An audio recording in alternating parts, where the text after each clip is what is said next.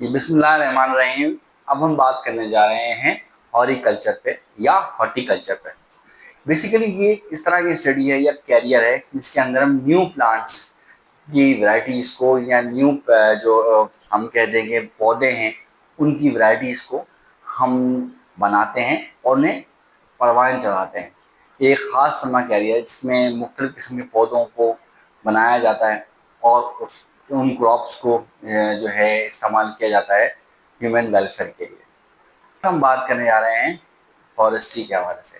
Forestry کی اگر ہم بات کریں تو فارسٹری کے اندر ہم یہ دیکھتے ہیں کہ ہمارے پاس فلورا بھی ہے اور فیونا بھی ہے. فلورا مانا پودے درخت اور اس کے فیونا کا مانا وہ جانور جو وہاں موجود ہیں.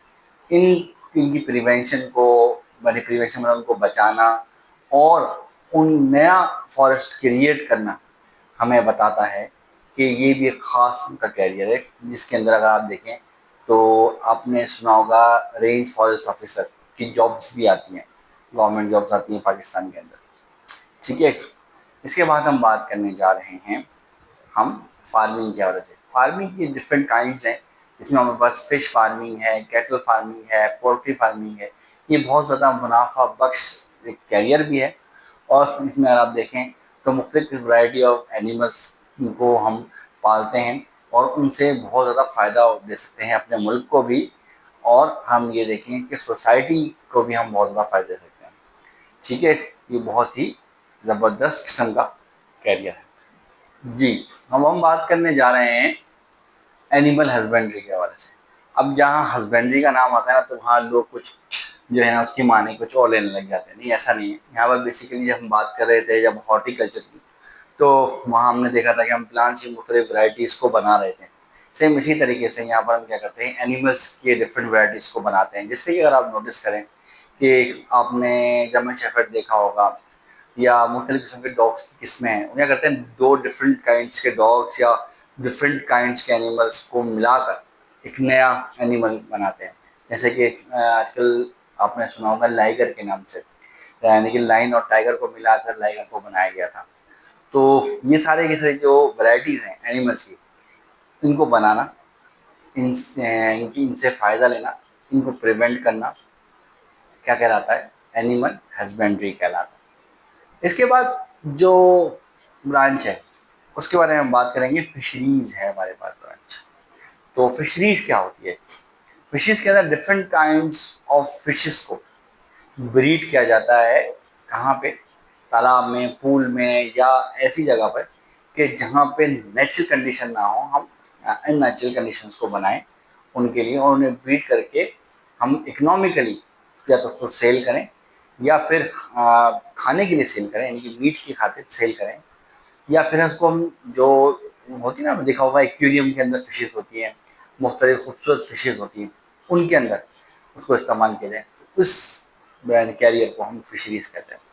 اس کے بعد جو مائی فیوریٹ, بہت ہی فیوریٹ ہے, وہ ہے بایو ٹیکنالوجی. اب بایو ٹیکنالوجی کے اندر اگر میں بات کہنا چاہوں کہ ہم بات کرتے ہیں سنرجیٹک افیکٹ کی, یعنی کہ 2 اور 2 22, 1 اور 1 11, یعنی کہ ہم کیا کرتے ہیں دو ڈفرینٹ ڈی این ایس کو ملاتے ہیں. مینیپولیشن آف ڈی این اے کی بات ہو رہی ہے.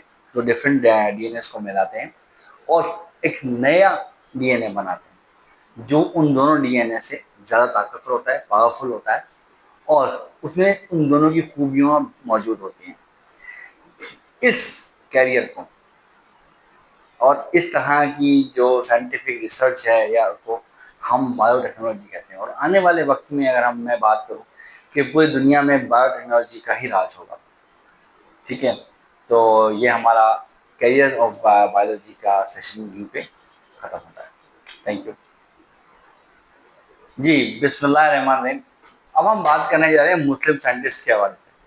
مسلم سائنٹسٹ کا بہت ہی بڑا رول ہے, اور یہ میں آپ کو بتاؤں کہ جو جتنی بھی شروعات ہے سائنس کی وہ مسلم سائنٹسٹ نے ہی کی تھی. اگر آپ ہسٹری کو پڑھیں تو ڈفرینٹ سائنٹسٹ آپ کو ملیں گے کہ جنہوں نے بہت زیادہ واسٹ کام کیا. لیکن ہوا کیا, جب صلیبی جنگیں شروع ہوئیں جس کو ہم ڈارک ایجز کہتے ہیں, تو اس وقت کیا ہوا کہ مسلمانوں پہ حملہ کیا گیا, اور مسلمانوں پہ جب حملہ کیا گیا تو مختلف قسم کی جگہوں پہ جو محترمانوں نے بکس لکھ رکھی تھی ان کو یا تو جلا دیا گیا یا پھر انہیں ختم کر دیا گیا۔ اب ہوا کیا کہ یہ جو سائنٹسٹ تھے، مسلم سائنٹسٹ، یہ اتنے زیادہ بوڑھے ہو چکے تھے کہ ان کو وہ دوبارہ کتابیں لکھنا ان کے لیے مشکل ہو گیا۔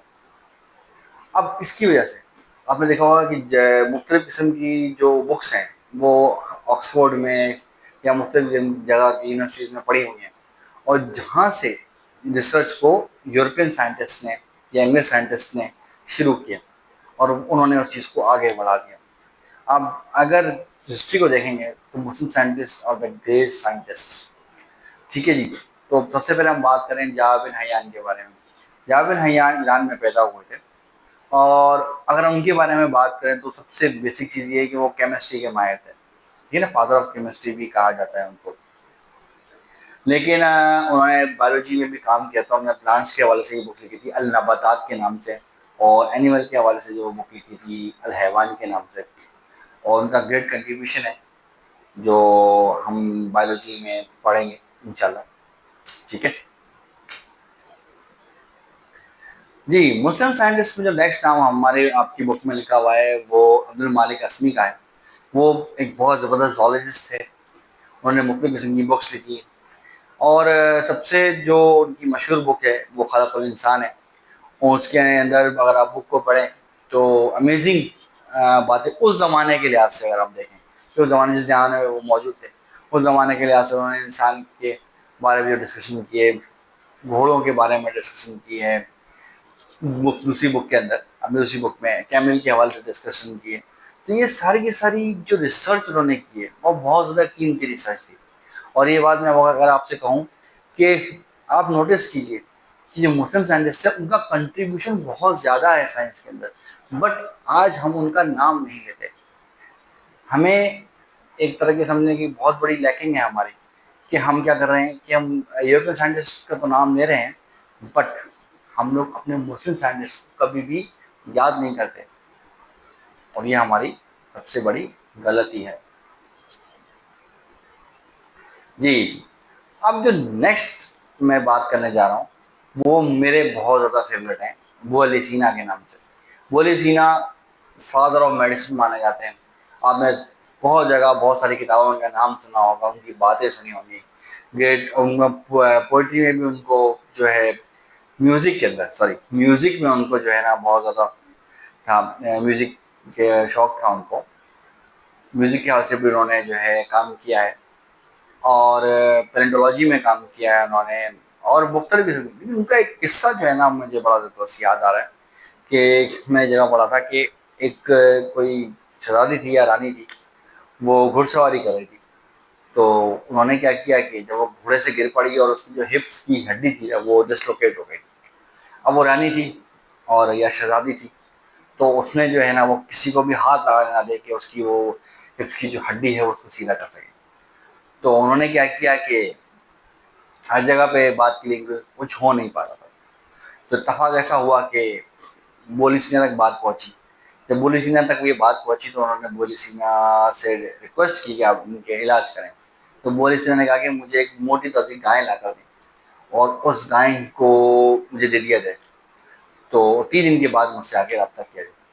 تو انہوں نے گائے لا کر دی ان کو، وہ گائے لا کر دی تو گائے نے کیا کیا کہ انہوں نے گائے کو بھوکا رکھنا شروع کر دیا، اور وہ گائے کو مسلسل بھوکا رکھتے، 3 دن تک انہوں نے گائے کو کچھ نہیں کھلایا۔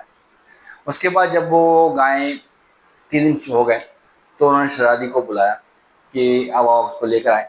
انہوں نے شہزادی کو گائے کے اوپر باندھ دیا، یعنی اس کے جو ہاتھ تھے وہ ایسے اسی گردن کے گرد باندھ دیے، اور جو اس کے پیر تھے وہ دونوں اس کے پیٹ کی گرد گرد باندھ دیے۔ اس کے بعد انہوں نے گائے کے سامنے چارہ اور نمک ملا پانی رکھا۔ اب گائیں جو تھی جو 3 دن سے بھوکی اور پیاسی تھی، انہوں نے خوب پانی پیا، اور پانی پینے کے بعد جو ہے انہوں نے خوب گھاس کھائی۔ ایسا ایسا دیکھا گیا تو اس کا جو بہت زیادہ کھانا اور پانی پینے سے اس کا پیٹ جو ہے وہ پھولنا شروع ہو گیا، جس کی وجہ سے کیا ہوا کہ اس کی ہپس کی یا اردو میں کولے کی ہڈی تھی وہ اپنی جگہ پہ جا کر آٹومیٹکلی بیٹھ گئی۔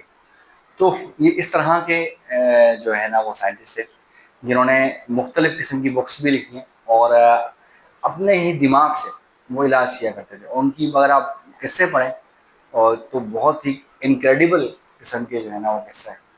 तो इंशाल्लाह अगर मौका मिला तो मैं इसके बारे में भी डिस्कशन करूँगा।